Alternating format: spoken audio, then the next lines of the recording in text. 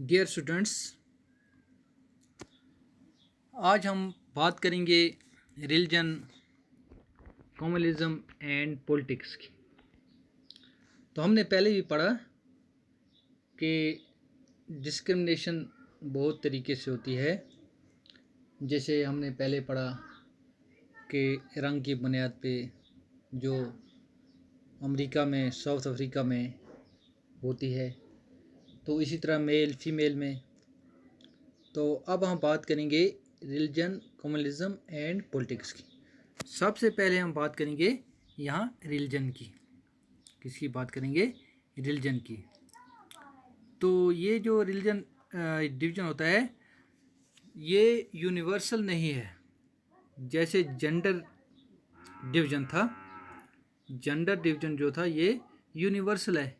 This division is not as universal as gender, but religious diversity is fairly wide spread in the world today. लेकिन जो religious differences हैं वो दुनिया में बड़ी तेज़ी से फैल रही हैं। तो हम इंडिया की बात करेंगे। जैसे इंडिया, हिंदुस्तान में बहुत सारे मज़ाहिब के मानने वाले लोग हैं। जैसे यहाँ हिंदू हैं, मुसलमान हैं, सिख हैं, ईसाई हैं।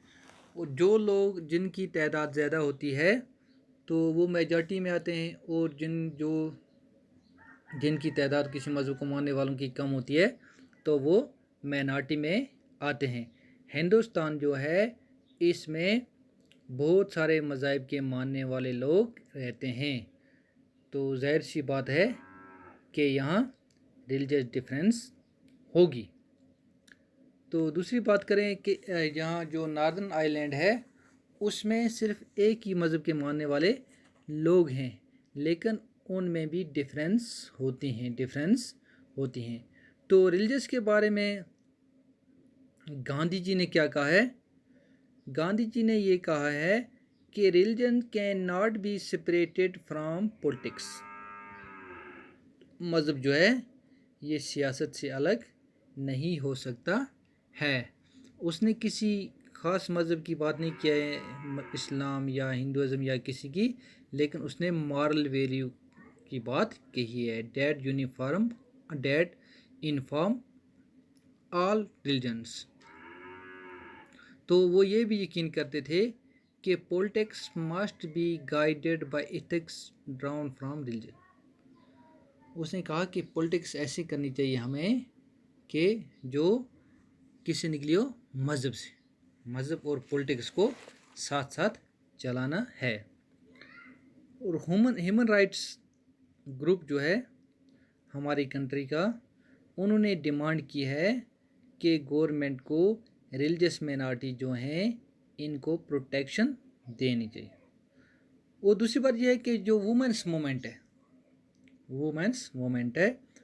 है, तो इन्होंने ये डिमांड की है कि जो रिलीजियस लॉज बनाए गए हैं उसमें औरतों को डिस्क्रिमिनेट किया गया है। तो उन्होंने गवर्नमेंट को डिमांड किया है कि हमें इक्वल राइट्स दिए जाएं। तो ये रिलीजियस जो डिफरेंस हैं ये किस तरह से ख़त्म हो जाएंगे अगर हमारी हुकूमत है या हमारे पॉलिटिकल लीडर्स हैं वो तमाम मज़ाहिब को इक्वल ट्रीट करेंगे तो रिलीजियस डिवीजन नहीं होगा। तो इसके बाद हम बात करेंगे कम्युनलिज्म की। कम्युनलिज्म का मतलब ये है किसी एक मज़हब को दूसरे मज़हबों से सुपीरियर मानना, तो उसको कम्युनलिज्म कहते हैं। किसी एक मज़हब के मानने वाले जो हैं वो अपने मज़हब को सुपीरियर मानते हैं और दूसरे मज़हब को इन्फीरियर मानते हैं, तो उसको कम्युनलिज्म कहते हैं।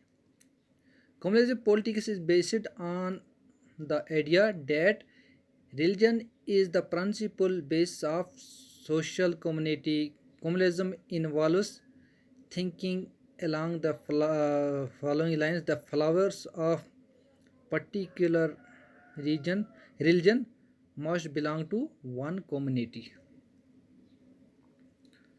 तो जो ये कम्युनलिज्म है, तो वो मानते हैं कि हमारे मज़हब जो है ये सुपीरियर है, दूसरे मज़ाहिब जो हैं वो हमारे मज़हब से इन्फीरियर हैं।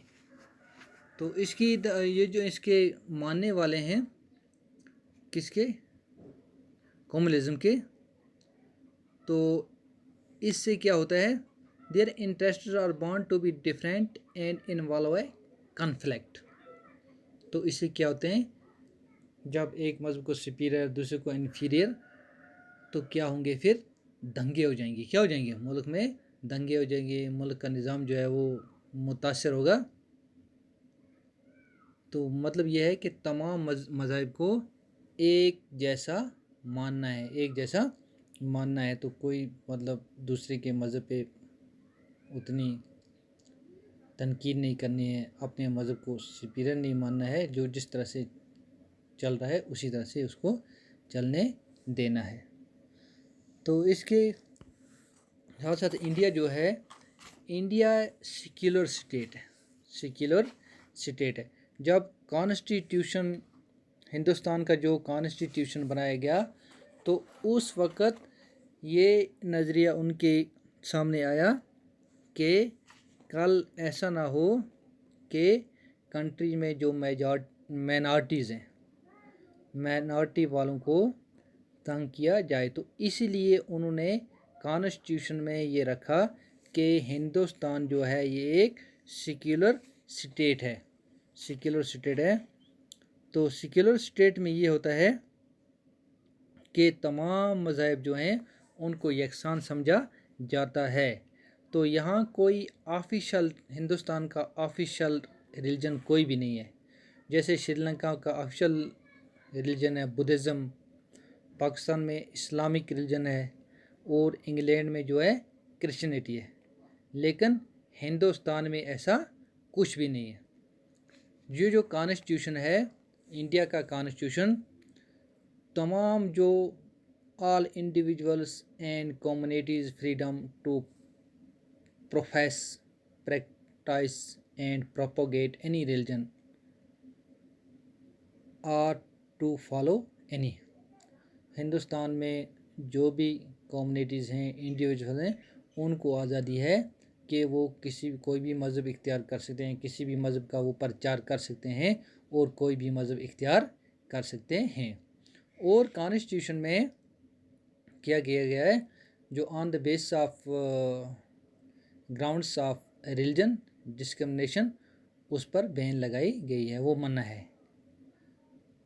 तो at the same time the constitution allow the state to intervene in the matter of religion in order to ensure equality within religion communities।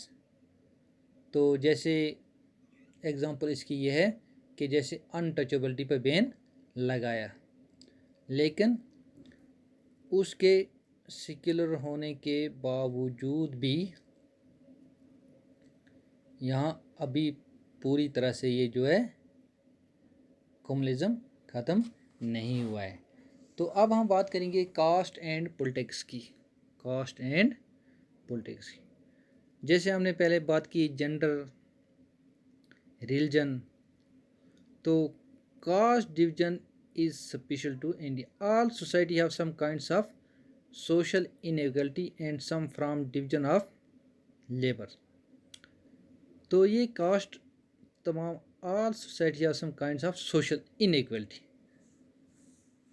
तमाम जो कास्ट हैं, तमाम जो सोसाइटीज़ हैं, उनमें इनइक्वालिटीज़ कुछ होती हैं। तो and some form of division of labour, बहुत सारी सोसाइटीज़ यहाँ ऐसी हैं जिनका ऑक्यूपेशन जो है वो नस्ल दर नस्ल चलता है, ऑक्यूपेशन का नस्ल दर नस्ल चलता है। जैसे कोई कारपेंटर तो उसका बेटा भी कारपेंटर, जैसे कोई लोहार तो उसका बेटा भी लोहार। इसी तरह से caste system is an extreme of form of it. तो इससे क्या होता है, different form of other society in India, this system hereditary occupational division was sanctioned by rituals.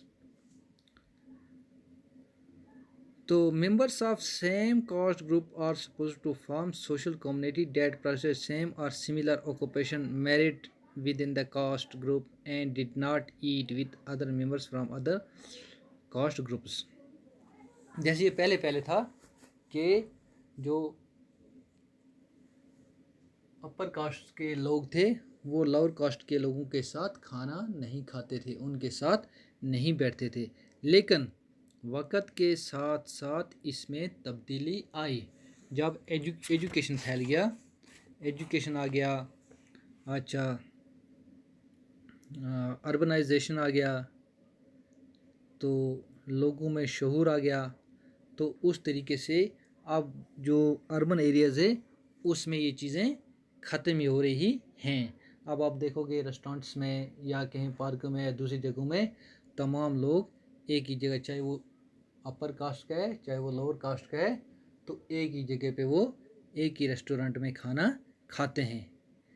लेकिन इसके बावजूद भी अभी कुछ ऐसी जगह हैं जहाँ ये कास्ट सिस्टम जो है ये चल रहा है। तो बात करें हम caste in politics. Caste in politics, politics में कास्ट की क्या अहमियत है? जैसे कुछ ये पॉलिटिक्स के हिसाब से क्या करते हैं, अपनी अपनी जो पार्टियां कैंडिडेट उठाती हैं तो वो देखती हैं कि किस कास्ट की यहाँ मेजॉरिटी है। जिस कास्ट की मेजॉरिटी होगी तो उसी कास्ट के लोगों को वो वहाँ मैंडेट देते हैं। इस तरह से जब मेजॉरिटी होगी, जाहिर सी बात है कि जो मेजॉरिटी वाला होगा उसी को वोट मिलेंगे और वही जीतेगा। तो दूसरी बात यह है इसमें कि political parties and candidates elect made appeals to caste sentiments to muster support. Some political parties are known to favor some castes and are seen as their representatives. तो तीसरी बात यह है universal adult franchise and the principles of one person one vote compelled political leaders to gear up to the task of mobilization and securing political support. It also brought new consciousness among the people of castes that were heretofore treated as inferior and low.